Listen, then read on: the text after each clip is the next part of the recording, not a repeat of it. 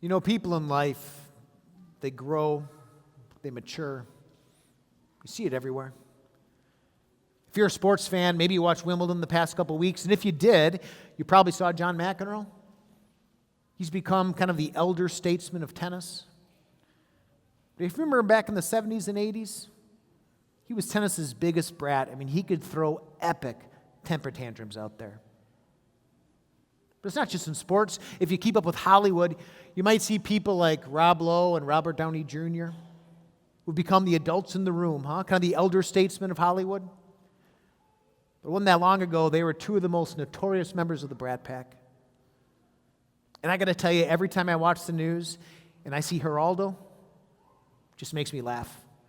Because when I was a kid, if you remember, Geraldo was a host of one of those tabloid talk shows where everybody would fight and scream and they'd reveal some new secret to somebody on stage. But I guess, that's how life goes, isn't it? As life goes on, you learn, you grow, you mature. And sometimes you get to learn some of these lessons the easy way. You listen to someone else's advice. You observe someone else's experience. And you glean from that so you avoid facing some of the same difficulties. Have you ever heard him say that experience is life's greatest teacher? That's because sometimes you've just got to go through it. It doesn't matter how much you listen to other people's advice. It doesn't matter how much you watch what someone else goes through. Until you find yourself in that situation, you just don't get it. Those lessons can be hard, but they're important, aren't they? And Jacob had a lot of lessons to learn. Remember why he finds himself at his uncle Laban's house to begin with. And we looked at it last week. How he had lied and manipulated and deceived to a point that he dishonored his father, and his brother wanted to kill him. He had to run, leave behind everything he knew, everything he loved, the land of the promise, and he finds himself at Bethel with nothing but a rock at his head. And if you remember, God appeared to him. He gave him that dream of that stairway to heaven, and he made promise after promise after promise that he'd be with him. And the next morning, Jacob woke up. He built a pillar. He poured oil on top. He called the place Bethel. And he walked on in the confidence of faith. But we don't learn our lessons that quickly, do we? We like to believe we do. We like to believe that we go through a situation once. We tell ourselves never again. And maybe we keep our promises to ourselves for a while. And then the same patterns of behavior emerge. We fall into the same temptations. And we find ourselves right back where we started. You see, sometimes what makes hard lessons hard is that we have to keep getting beaten over the head with the same lesson over and over again until it finally gets through our thick skulls. And sometimes God uses people to do that. For Jacob, that person's name was Laban. We read from Genesis 31. Then the Lord said to Jacob, "Go back to the land of your fathers and to your relatives, and I will be with you." So Jacob sent word to Rachel and Leah to come out to the fields where his flocks were. He said to them, "I see that your father's attitude toward me is not what it was before. But the God of my father has been with me. You know that I've worked for your father with all my strength. Yet your father has cheated me by changing my wages 10 times. However, God has not allowed him to harm me. If he said the speckled ones will be your wages, then all the flocks gave birth to speckled young. And if he said the streaked ones will be your wages, then all the flocks bore streaked young. So God has taken away your father's livestock and has given them to me. In breeding season, I once had a dream in which I looked up and saw that the male goats mating with the flock were streaked, speckled, or spotted. The angel of God said to me in the dream, 'Jacob.' I answered, 'Here I am.' And he said, 'Look up and see that all the male goats mating with the flock are streaked, speckled, or spotted. For I've seen all that Laban has been doing to you. I am the God of Bethel, where you anointed a pillar and where you made a vow to me. Now leave this land at once and go back to your native land. Jacob sounds different there, doesn't he? He's a little more grown up, a little more mature. But you know, that didn't happen overnight. It took 20 years of Jacob meeting his match. See, if you remember, we talked about how Jacob's name meant heel grabber, deceiver, someone who was always trying to manipulate a situation to make it serve himself. But Laban, he did that to a level that Jacob never could have imagined. You get to see it in our first lesson. Laban notices that Jacob falls in love with his daughter Rachel. And in those days, you paid a bride price to your father-in-law. That was a custom. Jacob was broke. So he worked 7 years for Laban, and he was happy to do it. But then the wedding night came, and Laban switched his daughter Rachel for his daughter Leah. And I have no idea how Jacob didn't notice, but in the morning he sure did.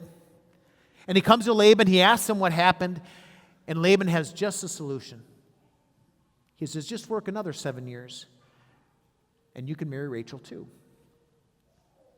See, for Laban, at least from a business perspective, it was a perfect solution. He got 14 years of free labor from a guy who was good at his job, and he got his daughters off his books. But for Jacob, for Leah, for Rachel, it was the beginning of a life of constant conflict. Their house was a house at war. Wives were competing with each other. Kids were competing with each other. Read through Genesis 29 and 30 and pay attention to the names. How would you like to go through life with the name My Struggle? That's what Naphtali means. And the other names are like it. Constant struggle. All because of Laban's deception. 14 years pass. Jacob fulfills the service. He wants to go home. Laban doesn't want to lose him because he's good at his job. He says, name your price. Jacob says, give me the streaked young. He says, fine. But then God blesses Jacob. And all the flock are giving birth to all these streaked young. Laban changes his mind. He says, no, you take the speckled. No, you take the spotted. 10 times in 6 years, he changes his wages.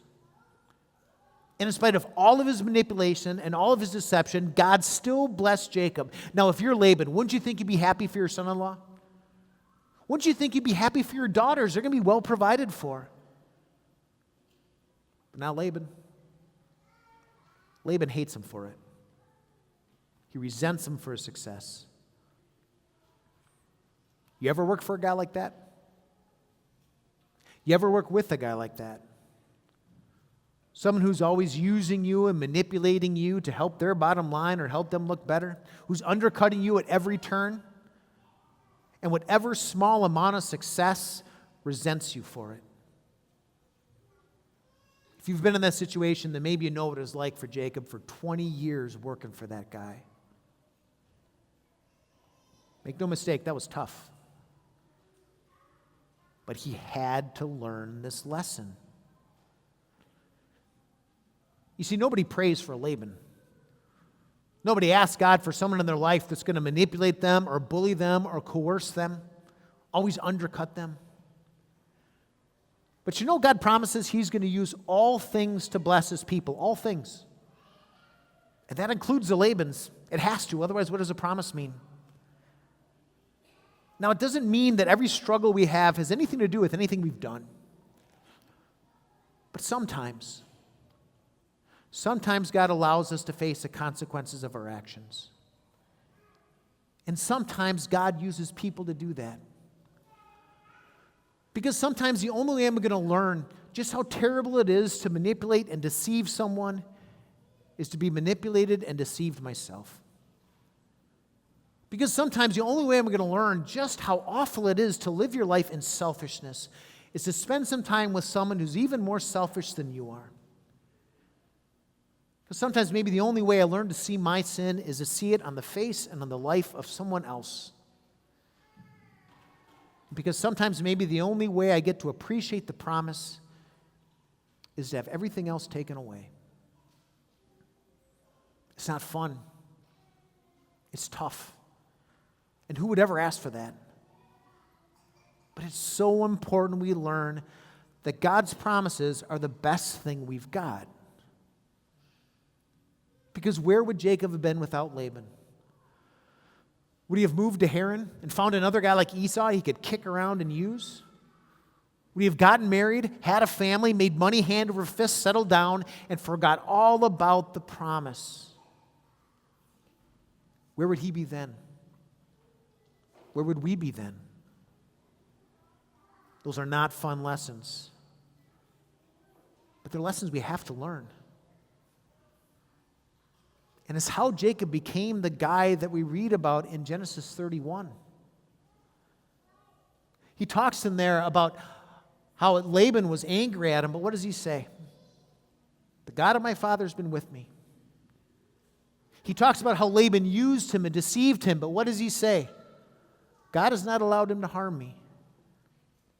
He talks about how all of Laban's flocks had been given to him, how Jacob had done well, and what does he realize? God has taken away your father's livestock and given them to me. Finally, Jacob gets it. It's a promise. That's the best thing he's got. He doesn't mention anything about deception, about working a situation for his benefit, because he saw how that worked out for him, and he noticed how that worked out for Laban. But God's promise he'd be with him, that was the one thing that wouldn't abandon him. God's promise that he'd protect him was the one reason he had no reason to be afraid. God's promise to bless him was the one thing he could count on. Nobody asks for a Laban in their life.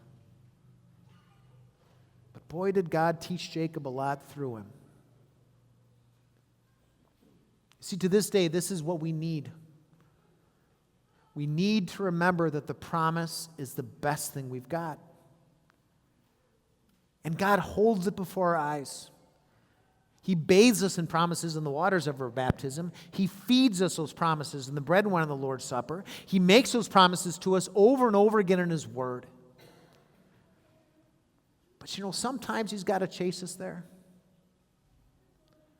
Sometimes He's got to allow us to come face to face with the consequences of our own actions, or face to face with the consequences of someone else's.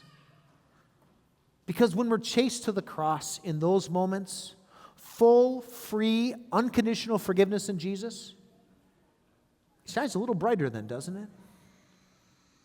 And God uses that situation and that promise to make your grip on that promise just a little bit tighter. Sometimes God has to allow you to lose some of the things you value in life. So you see the contrast between that and between God's promises that can't be taken away. And in those moments, those promises shine a little brighter. And God uses those promises to make your grip on them just a little tighter. And sometimes the Labans in your life, they destroy it. They change it for good. And it's never the same. But that promise of heaven is always there, isn't it? On the horizon. And that can't be touched. And the more we go through life in our struggles, the more that looks like home. And it shines a little brighter. And God uses that promise to make our grip on it a little tighter. You see, God never allows us to suffer just for the sake of suffering. And He never takes just to take. But if He does decide to take away an earthly gift that we value, He does it so He can strengthen our grip on His eternal ones. And in the end, don't we come out ahead? Because for as much as we value some of those good earthly gifts God gives us, they were never going to last forever. At some point, we were going to lose them anyways. But those promises, they're what carries us from this world to the next. They're the thing that remains. It's the best thing we've got. And the best thing we can learn is just that that's true. One of the fun parts of being a parent is all the lessons you get to teach your kids. And it's fun when they're little and they just kind of drink it all in, right? But the more you deal with your kids, the more you start to realize there are just some lessons you've got to learn on your own. And honestly, I guess that's always true. It's always true for me, always true for you. Some things we just have to experience. But isn't it good to know that the God who holds all that in his hands is a God who lived, died, and rose for you? That he's not going to allow your struggles and your difficulties to bowl you over, to overwhelm you. But he'll use them to chase you to his promises, to build you up in the faith. And through it all, he sees to it that, like Jacob, we grow. Amen.